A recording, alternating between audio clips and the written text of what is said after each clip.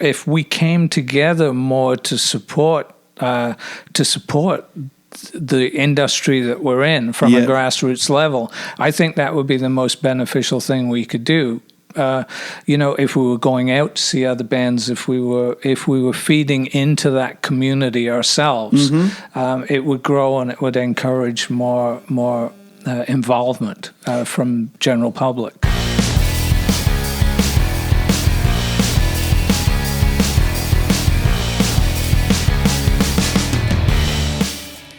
Hello again. Welcome to another episode of the show with all the hit makers. Our guest this week is Mr. Paul Milner.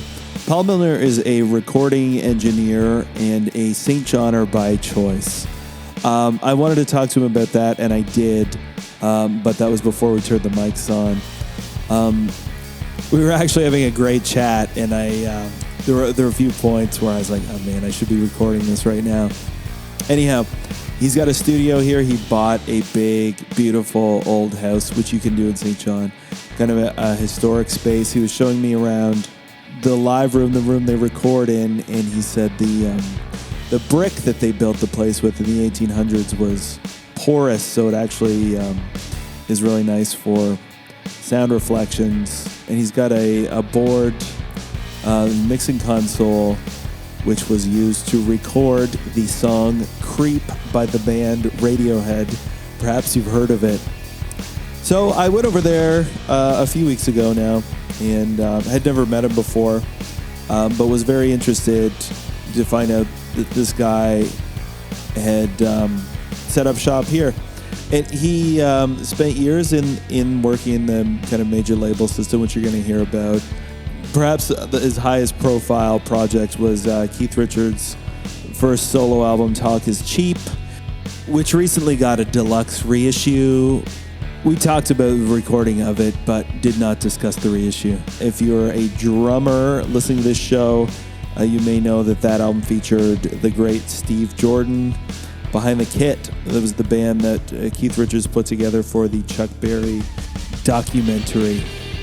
So we talked about that. We talked about a little bit of his history. I would have liked to actually get more, but a lot of talk about the business and the industry and what it means to try and build a career in this day and age.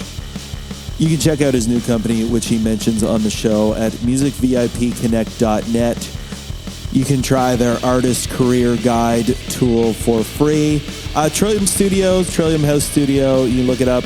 Show notes, links, and much, much more, as always, at learndrums.ca.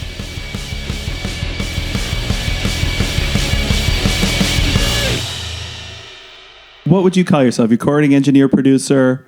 Yeah, I'm a recording engineer. That's my trade, and I've been producing records by default, I guess, because I'm in the seat since I think my first production was in 1991. Okay. Yeah, but I've been engineering since 1984.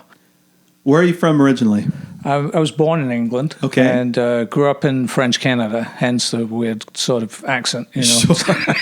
How does that happen? How'd you end up in French Canada? Oh, mom and dad. Yeah, yes. Yeah. I didn't have a choice. I think they dragged me away from England, kicking and screaming at the time, you know. Sure, of course. How old were you? I was 13. Oh, yes. Yeah. Yeah, it's not an age when anybody wants to move, really. Yeah, so it's a big change, 13, and then you end up in French Canada. And the French girls loved the English accent, which was a bit of a plus. Great. Also great at that age. How did you come to making music? It's a long story, but Mom was a singer in a band. Okay. My dad was an artist, a painter.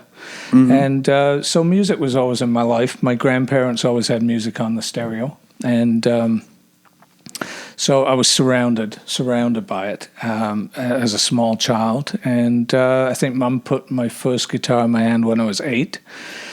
It wasn't until later that I started an advertising company and wanted to learn more about making radio and television commercials that it took me full circle. I realized I'd carried a guitar around Europe. I'd been writing songs, and at that point, I went to school to learn how to make these commercials as part of the business model that I had. I was trying to grow my advertising company, and when I sat at the recording console at school, I went, "Wow, this is great. This is what I want to do for the rest of my life." So I actually quit the advertising company was taking off. It was going to be quite successful, and I quit that. I said to my partner, "I'm done with the advertising industry, and I'm going to do music full time." And that was over 35 years ago. I've recorded over 500 albums since, and only probably a handful of jingles. So I've been very lucky in that regard, because I think the journey's quite often opposite for most people, where they get into it, they want to be working with rock stars. Sure. Or the other side of it also being, like, when you told your partner you did that, or if you told people, did they say, like, "What are you doing? You're crazy. You're never going to be able to make any money doing that"?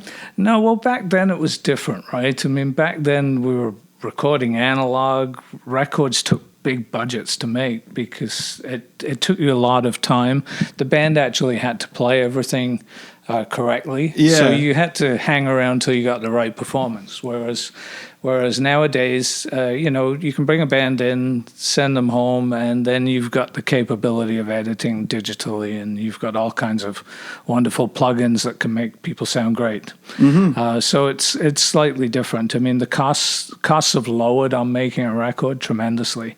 Back then, it was when I got into it, it was prior to MTV. We were recording to 2-inch tape, and you needed a recording studio to do that. Yeah, absolutely. Most people record on computers. A lot of people record on computers at home these days, not like the setup I've got here. Well, yeah, and it's changed. It's changed a lot of things. It's changed who can make music. It's changed what people listen to, and obviously, I would say in the last 15 years, also we've seen kind of the shift in how people consume it. Would it also have been the case, like, to be able to get into a studio, you would need a label kind of paying your way, or would you have been working with independent artists at that time? Not so much. I think actually that's a great question. I've never thought of it that way, but I think that most of the work I was doing in the early days, let's say through the 80s, everything I did through the 80s, I would say was on a label of one scale or another, maybe a major independent. They generally had labels and management behind them, definitely some kind of organization where they could actually manage to bring financing together for the band to pay for the record. A lot of times now you get groups in the studio and I'll go, "So why are you making the record?" And I go, "Well, we don't know." And then you finish the record, and I go, "So what do you want to do with the record now you've made it?" We still don't know. So part of my reason for being, I think, is helping these guys sort out what the next step is, because it's easy to make a record, but it's not easy to find a career path and figure out what you're going to do once you've got the record. Absolutely. You end up with 1,000 CDs sat in your basement, and your closest family members all have a copy. Oh yeah, I've been there. Yeah, and it's the case for so many bands, and so I've actually started a new company. It's called Music VIP Connect, and one of our things is providing management solutions for bands and actually helping them figure out where the business lies before they record a lick. So we do a thing called an artist career assessment. It's 600 lines of code, spits out a 35-page report. It's a complete evaluation of their business. So with this idea. It helps shave off about 9 years of that learning curve, right. Because once you've got the album recorded, and the band's there going, okay, now what do we do next? And they've got to figure out everything from how to set up their publishing, how to set up how to register songs with SOCAN, ISRC codes. How are we going to monetize their YouTube channel? How are we going to? What's the difference between digital distribution and physical distribution? Do we need a manager? Do we need a publisher? Do we need a label? How are we going to tour this? How do we book gigs? So we answer a lot of those questions in the initial first couple of months, as opposed to them having to sort it out on their own afterwards. That's interesting. Yeah, because most bands have no idea. I know we certainly didn't. And that's the thing. You do it because you're excited about making music, and that is like it's not the easy part in that there's work involved, and you kind of put yourself through the creative ringer to get the stuff made. But that's the fun part or the interesting part, and everything else. Often, I think people think of as a necessary evil. Would prefer not to deal with it. I think maybe it's different now, and maybe it's just a product of my own age, where I think like the old mentality still persists in that like you want to be the artist and you want somebody to discover you and decide that they want to do all the work for you of making you rich and famous, or at least functional. Absolutely, and it's there's this thing about the industry where if you've got gold records on the wall, you're kind of rich and famous. You've succeeded in the music industry, but the reality behind that, is that it's a lot of hard work, and today it's twice as hard. You've got to dig deeper. You've got to find a niche market, because the chances are you don't really want to be in the mainstream if you could get into the mainstream, because the way they assess what projects they're taking in at major labels these days is completely different than it was before. And how is that? What would you say they're looking for, or what are they assessing? Well, it's more about branding these days and marketing. So they're looking for, generally major labels, and I'm going out on a limb here, but they're looking for 12-year-olds that can be branded and they can build a toy line behind and bring in major sponsors, because that's where the money's at. They're not selling the physical copies of discs anymore. Most artists are making money from sponsorship deals and marketing efforts.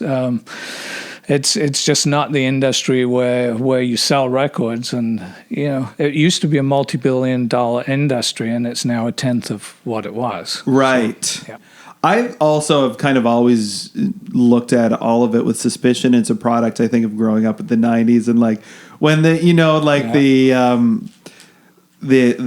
alternative rockers were really like suspicious of everything, and then I got into kind of the like punk music that was being made in the second half of the decade.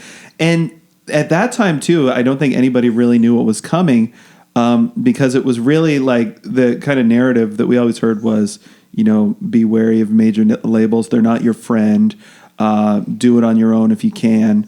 And I think a lot of people talking about, bands selling out or whatever. Well, that was a thing, and I think that's it.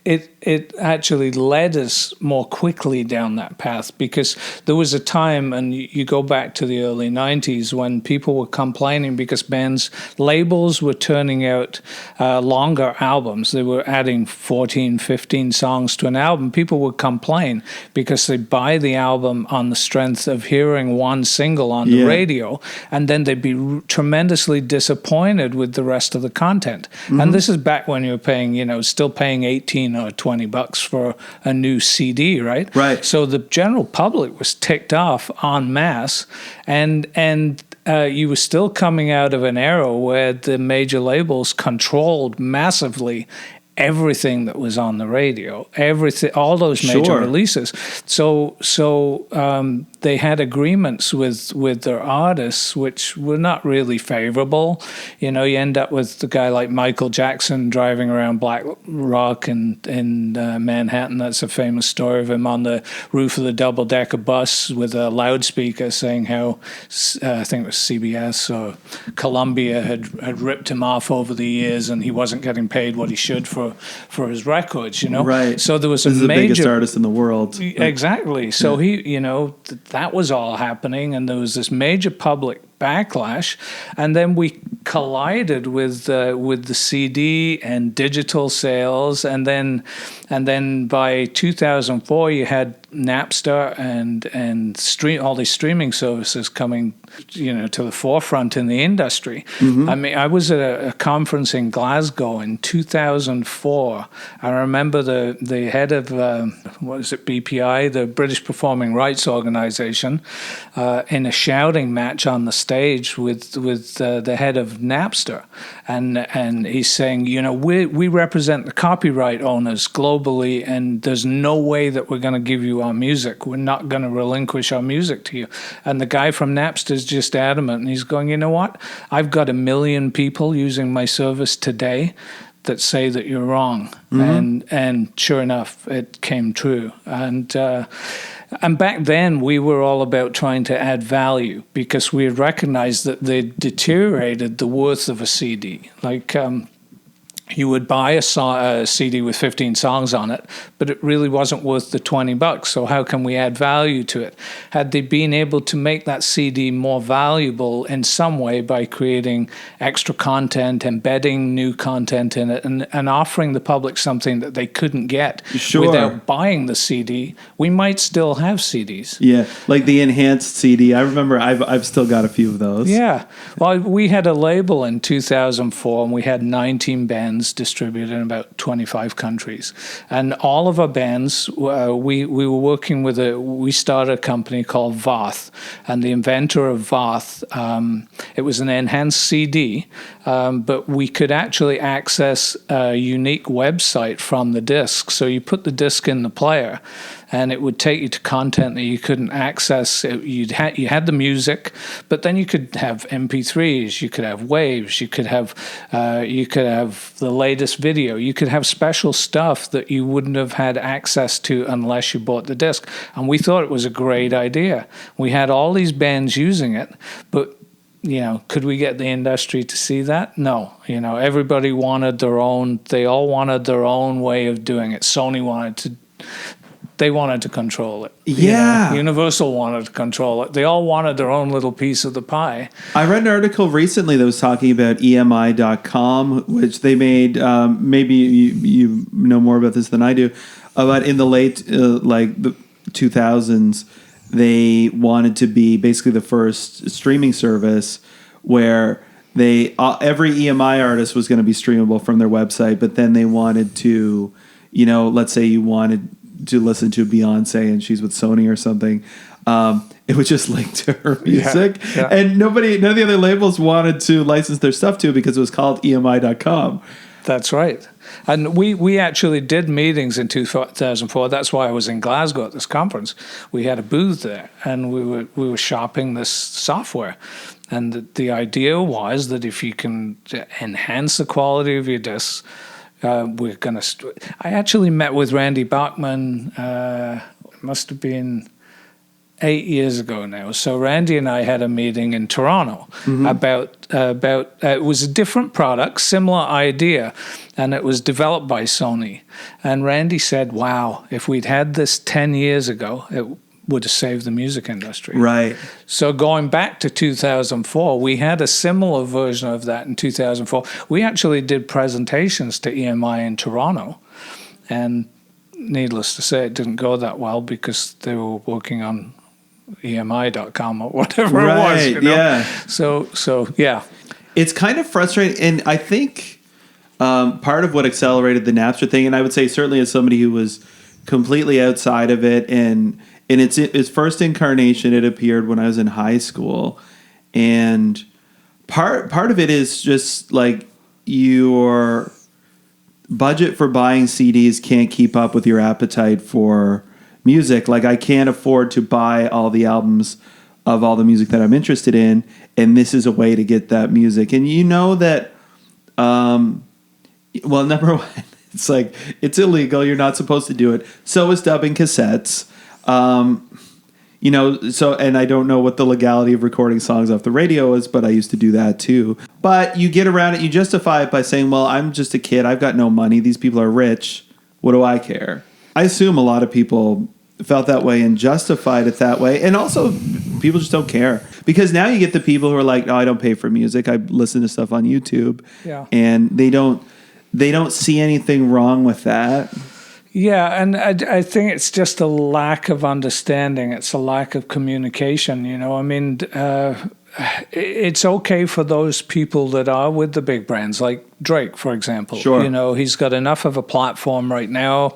I mean, he's a great artist. He's doing some fantastic music, and he's still actually selling. I was on the Gold Records site for England actually a couple of weeks ago, and I noticed he's just had 2 silver awards in the last year, I think. Wow. for releases in the UK, which is fantastic.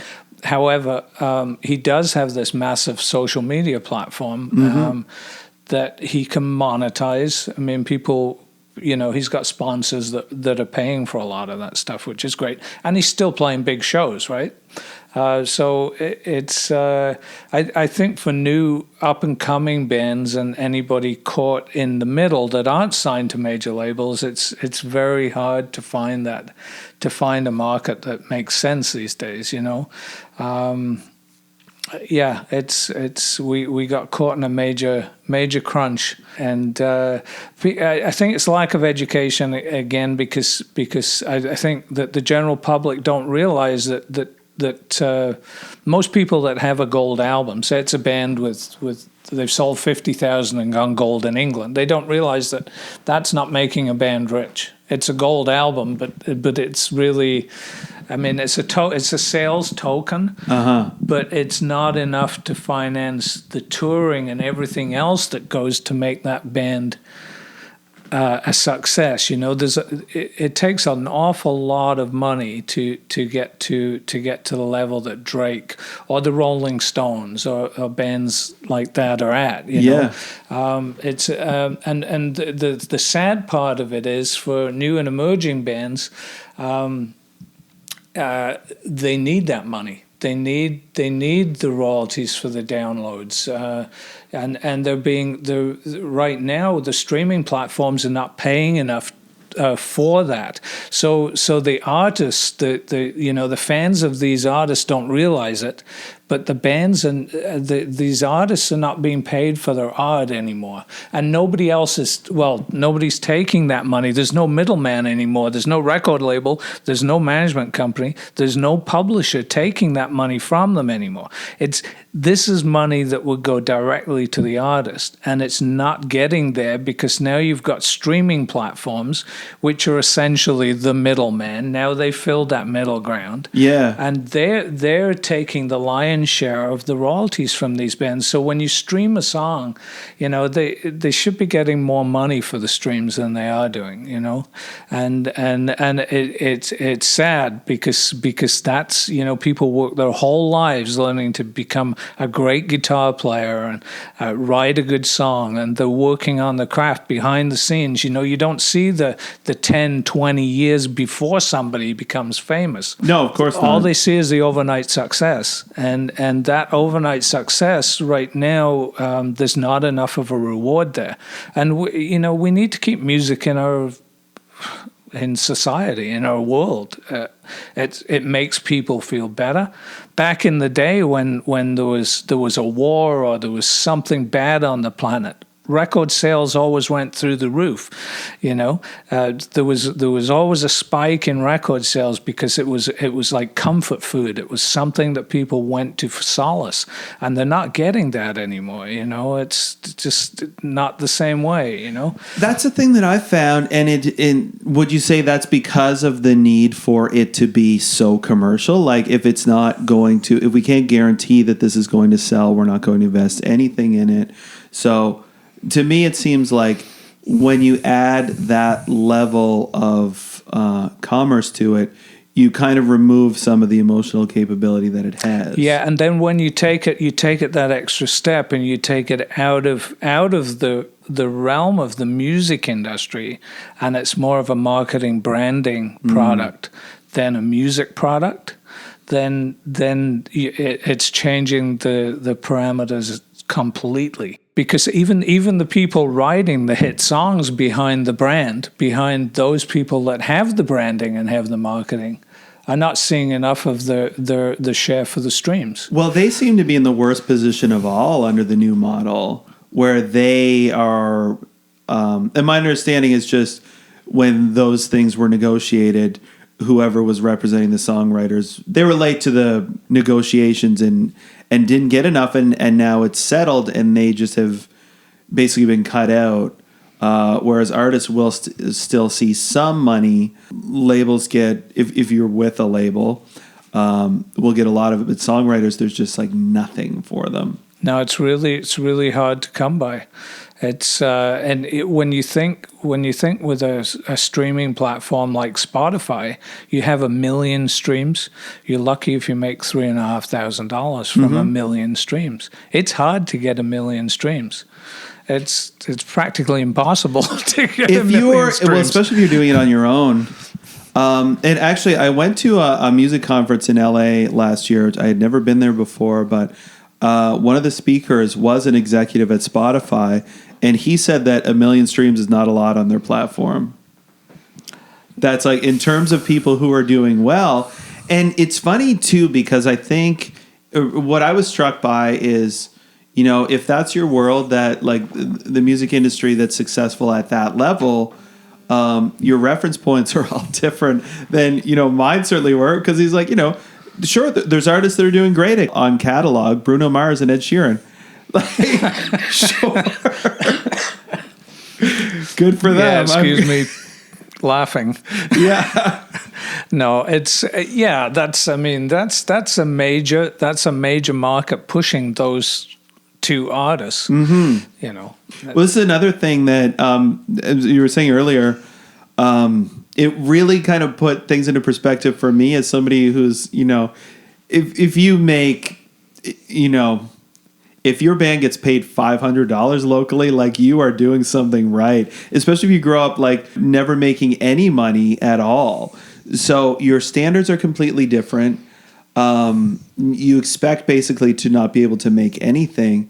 But one of these guys was talking about, it was the guy who runs Glassnote Records, and he was saying they, Mumford and Sons and Childish Gambino, or maybe Phoenix, they're also on the label, but he's talking about their acts, but he's like, you got to push them and push them and push them. It takes $500,000 and a year to get something to click. And those are huge artists, like relative to anything that I have worked on. But you know, when you think about locally, it's like you got all these people competing for $4,000 on a grant. It's like, great if you get it, but you think that that's a victory when you should be thinking about where's the other $496,000 going to come from. It's crazy because there's been a lot of emphasis put on bands getting grants. Yeah. I mean, part of our reason for doing the artist's career assessment is that when you go for funding from people like Factor or any of the provincial music bodies that provide funding, you're put into a category. But I don't think there's enough research done. There's not enough due diligence done on each of the bands in that category. For example, you go to Factor, you're in general category 2 or category 3. And it's practically impossible to get into category 3. So I don't know what the percentage is. I think it may be 75%. It may be as high as that. There's a lot of bands. The majority of them are in that general category. So how do you differentiate between a band that's not completed its first album, is looking for a demo grant, and a band in the general category that's on the third or fourth album and has toured Canada multiple times and has different needs, but they're still in a general category. Right. So this is where the assessment breaks that down. You've got to look at the millimeters between the inches. You can't just say all these bands are in a general category and all these are in 2, and then we've got a few in category category 3. So we're essentially 75% of you are not going to get the funding that's available anyway. Yeah. And I understand. I mean, a lot of that money's coming back from the industry, so they want to make sure that they can sustain it and keep the funding coming back into the program. They're funding stuff that's actually going to make it back into... My problem with that whole funding thing, though, is that we're kind of creating a welfare society for musicians. It's taking us back to being like the troubadours in the king's palace, right? It's like we're begging now for leftovers, scraps from the table, and it's really sad. So there should be a better way for musicians to release the music, to be able to sell the music or stream the music that gives them a reasonable income. And we shouldn't have to fall back on these grants. That should be a plus. It should be a bonus if you can access funding. I think so too. It shouldn't be the main reason for doing everything. It's like I'm gonna try and get $20,000 of grants this year. And even if you do, it's less than minimum wage. So yeah. Well, and it's tough too, because what I found is once you can start getting hooked on that money too, but it comes with a set of rules, and so you develop this mentality. Well, like I can never just make that money on my own, but if I can get a grant, then I can do this project, and so you start building your career around what am I going to be able to get funded. And it's not necessarily good for long term, because I also think just kind of the nature of it, between the policies has to be set, and then they have to, the application process takes place, then they, jury your thing, and it might be a year from start to finish between the time that the grant is set up and you apply and you are awarded the thing and you get your money. And the industry changes faster than that. Like, I really don't think the regulations can keep up with kind of where an artist needs to be. So I think you're always kind of at a disadvantage if you're shooting for whatever these rules say I ought to be doing, even though that may not actually be the best thing for my career, but I want this money, so I'm going to do what this says I ought to do. Exactly. And it plays into the creative aspect of being a musician. Yeah. Because if you're so focused on what your next step's going to be, and you're aware that it's really not the step that you should be taking creatively. Back in the day, in the 60s, 70s, when people were making music, they were being creative. They were being artists, and they had the whole world as a stage. Obviously, there's a lot more people trying to do it now. Mm-hmm. The whole industry's changed so dramatically, but nonetheless, they were able to be creative and still make money from it. But now, if you're being creative in a business sense, as you said, you're forced to have to maybe apply for promotional money when your album's not where you need it to be. You need to put a little bit more time and energy into that album, but you can't afford to. Mm-hmm. You're letting go of your artistic.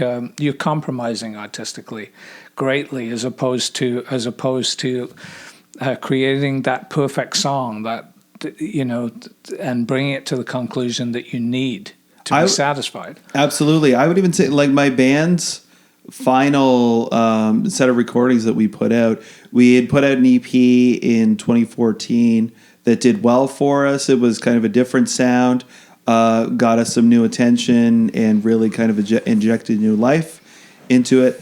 And I was living here in St. John. The other guys in the band were in Halifax.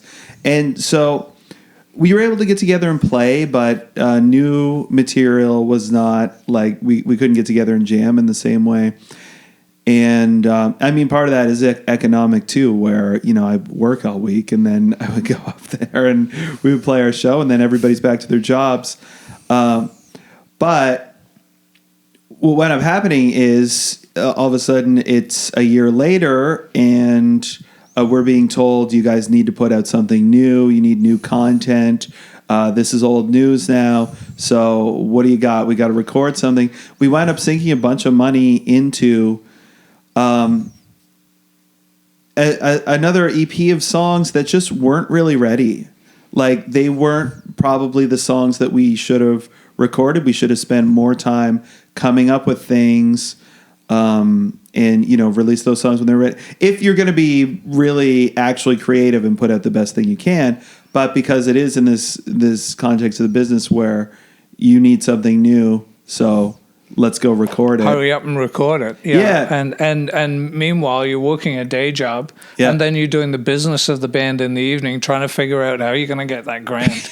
And so you've got like 2 hours a week left to be creative in the studio. Yeah. And and you're being told that you have to rush the product. Mm-hmm. Yeah. No, the classic albums that we still all listen to were created, with the luxury of time. And that's why they cost a little bit more money, is because people are in there, they're locked in the studio, and they're focused on getting it right. And we've kind of thrown all that out of the window. It's those days are gone. Yeah. And people are saying, you've got to be leaner, meaner. But the better artists, the ones that are over needing the funding, that still get it. But anyway, that's a whole other discussion. Yeah. I know what you mean. But those artists that don't really need it anymore, they eventually get to the level where they can do the recordings the way they want again. For example, a guy I worked with from New Brunswick, Matt Anderson, would be a great example of that. So Matt's now at the stage where he can do different albums in different ways, the way he wants to do it, and he can take the time to do it properly. But he's over that hump. Right. But, when I met Matt, nobody talks about the years he'd spent on the road. He's a guy who back toured and forth. independently, like solo. For years. Yeah. For years in that green Dodge van that he had, And wow. He's an awesome guy and he's really good at what he does. But there's a great example of somebody that's committed to having a career in the business. I find that, and we've even come along I worked with him in 2009, but now we're 10, 12 years later, and the business has changed. It's still changing. It's still going in the wrong direction, and so now what I tell most artists that I work with, it's like you've got to find a way to be in the music business on your own terms. It's not what we used to think the music business was. It's not even a pale shadow of that. It's so you have to create something that works for you, whether it's being in the music business in another way and making music.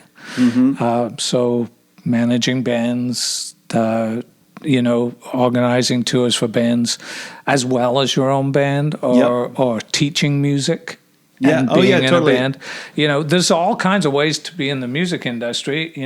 Maybe podcasts or this is what I was saying. Right? Like, you can start a podcast. I've got a friend who owns a building that used to be a church, but to me it feels like more of a hall. But he lives there, records there, puts on shows there, runs a screen printing shop out of the basement. Yeah. And still has a job, too, outside of that. Yeah, but that's great. Screen printing for bands. Runs a label. As a community, yeah. If we came together more to support the industry that we're in from a grassroots level, I think that would be the most beneficial thing we could do. If we were going out to see other bands, if we were feeding into that community ourselves, it would grow and it would encourage more involvement from general public. Yeah, I think so too. And I always, for myself, even when we were doing it with the band, it seemed to me like the best thing you could do was be as independent as possible. So while learning the business stuff is annoying and not what you want to do. Also, it's different when you're the drummer in the band and they say classically the drummer is the business guy, and there's all kinds of reasons for that. Partially, it's like you don't get to. I think it is just a more pragmatic role in the sense that you've already decided, like, I'm not in this so that I can be a star and be, present my vision to the world. It's more like I want to show up and play, but I'm committed to making this group work. And I think also you do get that separation from the, like, I'm not writing these songs. It's not my feelings that are being exposed here. So it's easier for me to try and figure out how to sell it, for lack of a better word. But it always seemed to me like the less dependent you could be on, maybe sign of the times too, but like, it didn't ever strike me that anybody out there with a kind of a bigger platform than I had was really interested in what I was doing, or was really in it, like, looking to help me. So it seemed to me that if I could get my own thing going, then you're in a better position, simply because then you're not handing over creative control or just even control of what you're doing to somebody else. I don't think you can ever really escape that, and I don't know. I guess that's really my own 2 cents. I don't know if that's actually a way forward. But.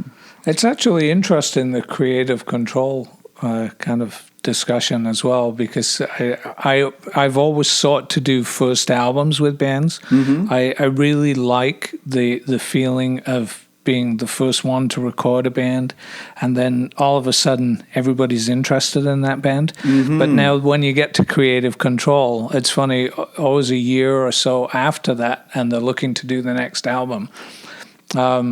Nobody had noticed the band before that first album, but then all of a sudden, we were interested in you, come with our management company, but we want you to go this direction. Or we want you to go that direction. It always blows my mind why people don't leave well enough alone and go, this is a great band. We didn't notice it before. Now we notice the band. Let's let them be creative and do what they do. Why does it have to change? Why do we have to put music in a box? I'm sure that back when Elton John was doing Tumbleweed Connection and Honky Chateau, there was nobody breathing down his neck saying, that's crap the way you're playing piano. Let's go this direction with it. And trust us, we know. Him and Bernie Taupin were writing great songs, and let's let them write great songs, Maybe it was. I wasn't there in the room, but... Right, yeah. Okay, speaking of first albums, one I wanted to ask you about is that one on the wall right there that I see a gold record for. Yeah. Which is Keith Richards' Talk Is Cheap. Which was his first solo album, That correct? was his first solo album. Yeah. And it was well, that's probably not widely known, but it's sort of the album that brought the Stones back together again. Well, so I listened to his autobiography on audiobook, and he kind of talked about, like, he didn't want to make a solo album necessarily, but Mick Jagger was making solo albums, so he wanted he like kind of felt like this is what he had to do. Well, we were having a beer one day, and because him and I would have a couple of hours together each day before the band arrived generally, and we just hang out and watch some TV, have a drink, and he actually said that I'm making the album now that Stones should be making, and in the creating of those bed tracks, there are a number of songs. We recorded 135 rolls of 2-inch tape in 10 days. So there was a lot of music going down. And Keith would every once in a while he'd say, let's keep that one for the next Stones album. I'm not going to use that on this album, right? And sure enough, some of the outtakes from that session we used on Steel Wheels, which was the Stones album that followed it. Right. Yeah. Did you work on that one? No. Oh, okay. No. That was actually done at Eddy Grant's studio in Barbados, where I ended up working in the mid-90s. Really? Right. Yeah. Because I knew he lived in Jamaica for a while, right? Yeah. Keith did? Yeah. I guess my couple of questions about that were, How did you end up working on that project? I have a bunch of questions about that album, actually. Well, I was a house engineer at Le Studio in Marne Heights, Quebec. I didn't realize that's where it was done. Yeah. So these guys left.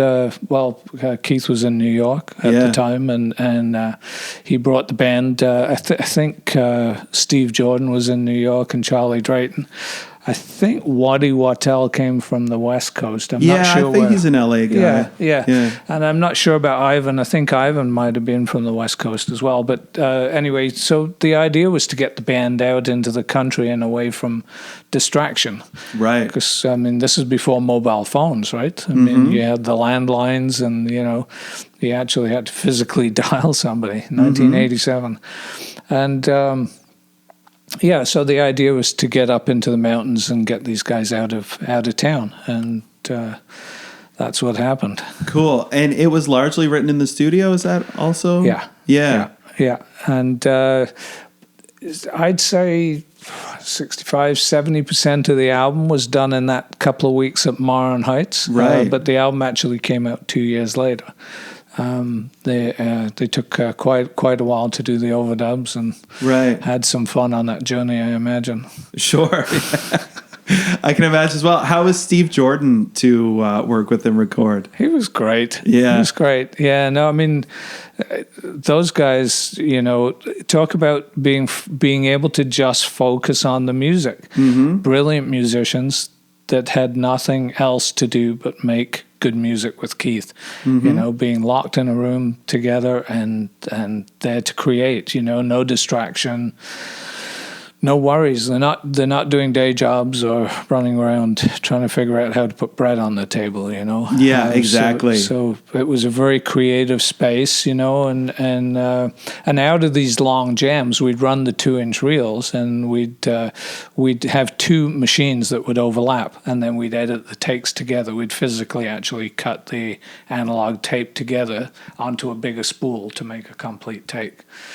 Because you could only record 16 minutes and 20 seconds per reel. Before the tape runs out. Yeah, before the tape runs out. So you'd start the second machine before the end of the roll you were working on. Right. And then find the crossover point and edit them together. And that would make a complete take, Cool. Yeah, because some of those jams went on for 35 minutes. Really? So you might have 4 or 5 rolls of tape overlapping. So they all had to be numbered and sequenced properly so you knew which one you could stick to the other one. Yeah, sure. That studio recently burned down, right? Yeah, I was supposed to fly up to Marne Heights. Actually, there was a video crew, and we were going to go begin the process of a documentary on Le Studio. And I got a call. I think it was a few days or a week before, and a friend of mine said, Le Studio's up in flames. What's left of it? Now, I was out there. We did some scouting of the location. Yeah. You could actually walk through the place in the end. I mean, the doors were falling off. Shape, it was in really rough shape. Yeah. The pool table was still there with 1984 on it in the middle of the room. Apparently, some fans had carried the grand piano out at one point and taken off with it. Wow. And there's always been talk about resurrecting it as Canada's most famous studio, or one of the most famous studios in Canada. And there's always been this chatter about how people are going to bring it back to its former glory, but it's just no. It's I don't think it'll happen. I mean, when I worked there, they had a video production facility on one side, and there were probably 40 or 50 people working out of there at one point. Wow. The audio side where I worked, there were only 2 or 3 of us working on that side, and that was that Andre recorded "Give Peace a Chance" in Montreal for John Lennon, and that started his whole career. Rolling with Nick Blagona, another engineer based out of Toronto. Nick's a good friend of mine, and they started the studio in a church in Montreal and then moved it up into the Laurentian Mountains. Yeah. Because it's a studio that I know sort of as being kind of legendary, and really like my strongest association with it is Rush. But I know, what did like the Police record there or something? Police did Ghost in the Machine, Synchronicity. Right. Yeah, a few good albums. Sting, actually, another Barbados connection. So Dream of the Blue Turtles was recorded at Eddy Grant's studio in Barbados, and then it was mixed at Le Studio in Martin Heights. So, yeah. So that was another cool association, the fact that I'd worked at both places. So how did you end up in Barbados? What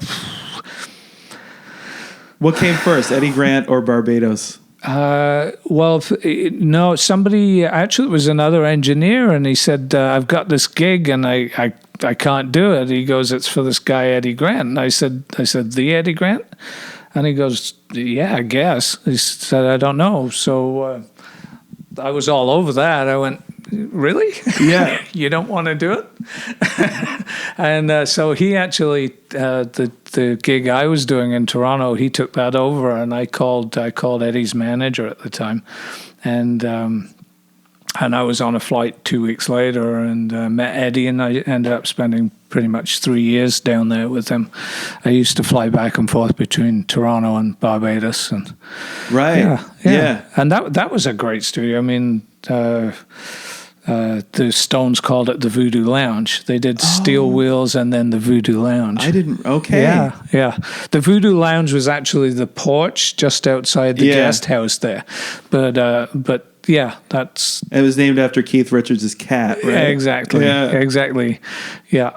And another friend of mine, Brian Europe, who was the assistant engineer down there for years. I mean, he spent a lot of time with Keith. I think they used to hang out on the porch with the cat a lot, But yeah. Cool. Okay, so another thing, a question that I kind of had, because my experiences with recording have been, shall we say, different. But one thing, you mentioned Eddy Grant would often start recording really late in the day. And it's funny because like the vision of, kind of like being in the studio versus sort of what it is at the indie level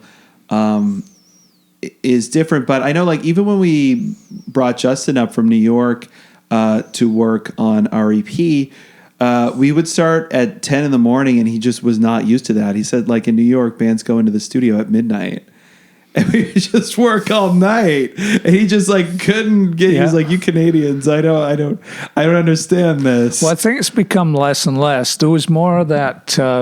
Definitely in the 80s, it was a thing. We worked all night long, and you slept during the day and worked at night.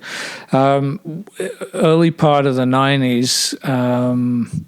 I'd say I was doing that well into the 90s as well. I'd get home, see my son off to daycare, and have sleep for a few hours, and then head back to the studio around dinner time, and I'd be there all night long. And why is that? People just feel more creative, or what?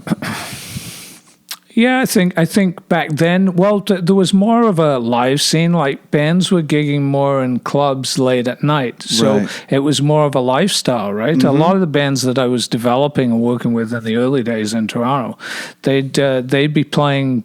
There were some of them. There's a band called the Phantoms I worked with in Toronto, a blues band, and they were playing for a couple of years. They were playing 6 nights a week. In any venue they wanted in Toronto. They'd play, they get a couple of hundred people out. And this is when there was still smoking in the bars, right? Right. So people were out smoking, drinking, and when smoking got cut out of the bars, that also impacted the music industry. Really? Which is really weird. You had to smoke outside, you couldn't smoke in the venue anymore, and it had an impact on the people music stopped industry. going. Yeah, people do. So it was kind of around that time, and all wrapped in the same thing. But prior to that, bands would be out there. They'd actually be making a living playing. It was a regular thing for bands I worked with to play the Horseshoe. And they'd have 300 or 400 people in there. Right? And so they were paying the bills.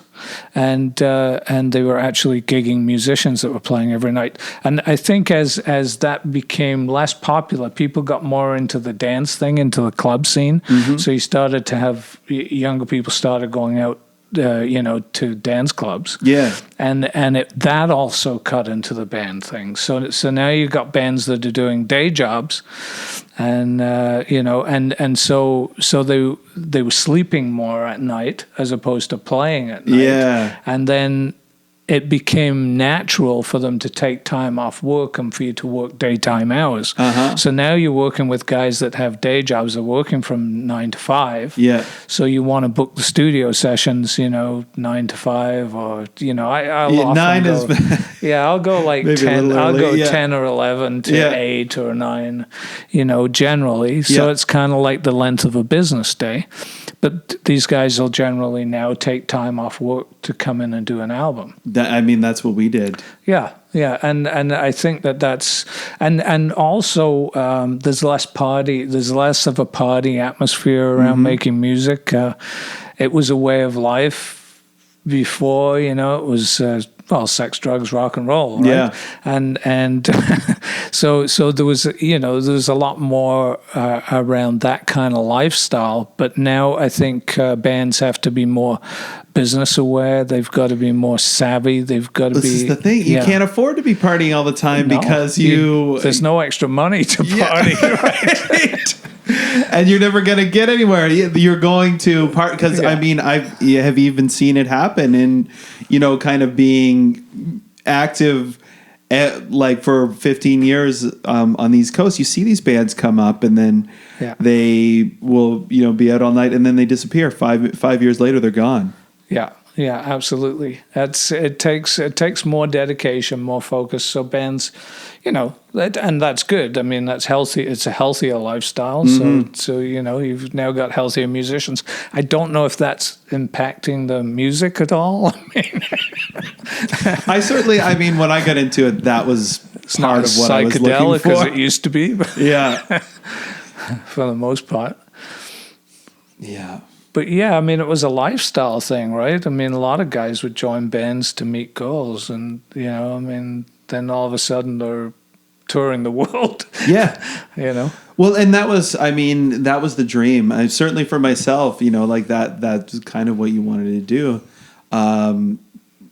Yeah. I remember a band. This was when I was at the studio.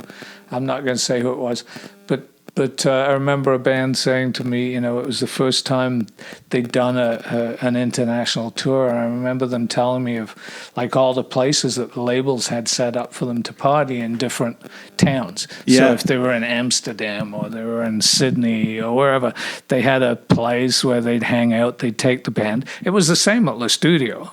We had a local bar, and it was cool to take these major acts in there, and just, everything was on the house. It was just it was a party, right? Unreal, but you want to keep your musicians happy so that they stay productive. Yeah, so I or strung out and stoned, so they wrote good songs. Sure. Yeah. Broken. I mean, it worked that way as well, right? Some of the guys that wrote the saddest songs, were kind of down and a bit messed up. Yeah. And especially I was talking to somebody about this yesterday, but if you then become that kind of artist, like it sucks. Nobody wants to see you become happy. If you're somebody that people love for writing sad songs, that's what they want, more sad songs. Yeah. Yeah. No, absolutely. It was a thing. So I remember these guys. I remember somebody in the band saying, "It was amazing.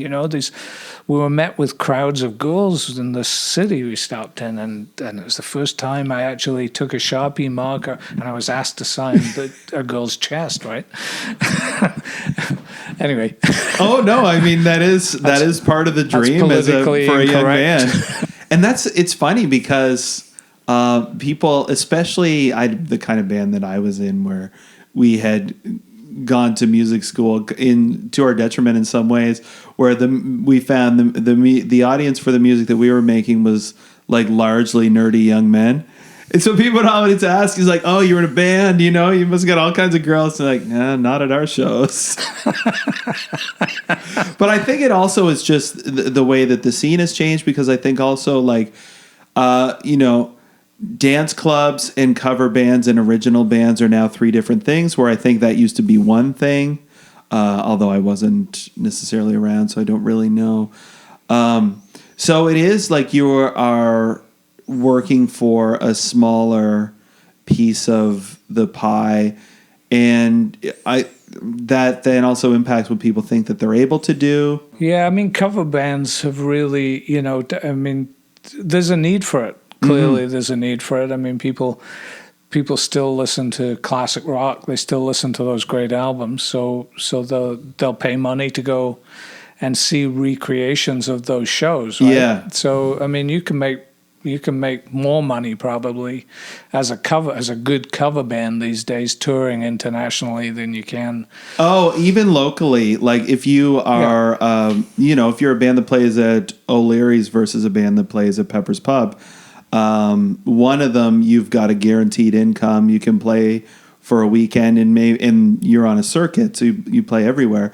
But your money is guaranteed. Yeah. Whereas the other, you are hoping that people are going to show up, and that may be because they've heard of you. It's got to be because they've heard of you. There's no other way. Yeah, that's right. But there's zero guarantee. Like, as we learned, there's lots of shows where you send out your posters. You're just excited because you've booked a show, and it's in a town. It's out of town, so then you get there, and like, I don't know, 16 people show up, and you get paid $100 or something. Hopefully your gas money's covered. Although, there was an element to that, even going back, well, we're still in 2000s. I'm thinking 2004, bands that were touring the country. And I met one band, we actually signed them to our label, and they were the band that appeared after the launch party of one of the bands on our label. Mm-hmm. So we had a couple of hundred people. I think it was at it was a bar in Toronto. I want to say Clinton's. Anyway, so big bar in Toronto. We had a couple of hundred people, and then all of a sudden the showcase was over. The room cleared out. And then there was this band from Vancouver setting up to play, and I said to my business partner, let's just stick around and watch these guys, because everybody else that was there to see our band left, right? And so we pulled up a couple of chairs and sat in the middle of the room, and I met these guys, and they toured across Canada in a Econoline van. They'd gotten all the way out east, and then they were on the way back. They were in Toronto. They did this gig, and there were the two of us and the bartender and the sound guy in the room. They had the merch tables set up, and these guys were really good, And I remember this guy played his heart out to us. The lead singer was performing to us like he was entertaining us, and we stayed around. We stayed for the whole thing. We were just going to catch a couple of songs just to be polite, and we stayed for the whole thing, right? And we met him afterwards. It turned out he had a temperature of 104. He was really sick. These guys didn't have any money for food, so we bought a couple of T-shirts and CDs and to support the band, and then. And we gave them our label information and that, because they were a really good band, but nobody would have seen them otherwise, right? Yeah. And so off they went, and then we got a call. I think it was from Sudbury or Thunder Bay or something, and they said our van's broken down and our gigs have all been canceled the rest of the way back to Vancouver. They said, is there any way that you guys can help us, right? So we actually sent them some money, a few $100 for gas to help them get home. But, Wow. I mean, the plight of an indie band on the road, and as desperate as it seems, people are still doing it. That was in 2004, right? And people make it work, You've just got to find a way. You've got to find your audience. You've got to go find that audience. And it's not going to be a great big audience, but you got to find those 1,000 or 2,000 core fans that will subsidize, that will buy your new CD, that will invest in your product and follow you. And if you can build a small fan base like that, you can build a career. So it's hard work. I firmly believe that you can actually build your audience. Those are words of hope. I think those might be words to end on. I don't know what to add to that. No, but I agree because I feel like, I mean, I'm somebody who's done that, not because there's any kind of business case for it or any, it's like you hope that you're the exception really. And, but more than that, you just are, you're doing the thing that you know and you feel like this is what I got to do. And I don't know how it's going to work out, but I just have to hope that it's going to because this is the thing that I have to do. And a lot of times you're staking everything on it. Yeah. And the weird thing, and I've thought about this many times. I thought if I'd invested half the time or even a quarter of the time that I spent late nights in the studio developing my craft to becoming a lawyer or a doctor. And you actually have a piece of paper that guarantees you something. Mm-hmm. That's the one thing about this industry. There is no guarantee. There's no guarantee. And that's, you're out there without a net 24/7. And that's the problem. All right. Well, Paul, thank you so much. Oh, you're welcome. Yeah. It was great chatting.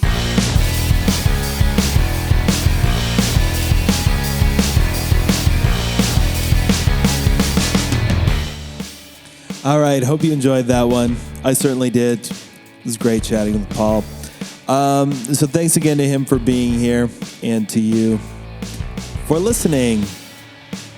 You made it all the way to the end. There's no prize, but I'm glad you're here. Show notes and pictures. He sent me a bunch of pictures. I'll put them up. LearnDrums.ca for all that good stuff. We'll be back next week. Thanks once again. Be good to each other out there. Go see some live music. I would see Botfly on the weekend. It was pretty ripping. It was actually at a new old venue, the Panic Room. Moved from its old location, is now in this totally, I'd never have found it. The Facebook event said call this phone number for the address. So I did, and a bunch of people found it. It was a cool show. Botfly, Little You, Little Me, and Frig Dancer. All right, support your scene. See you next week. Bye-bye.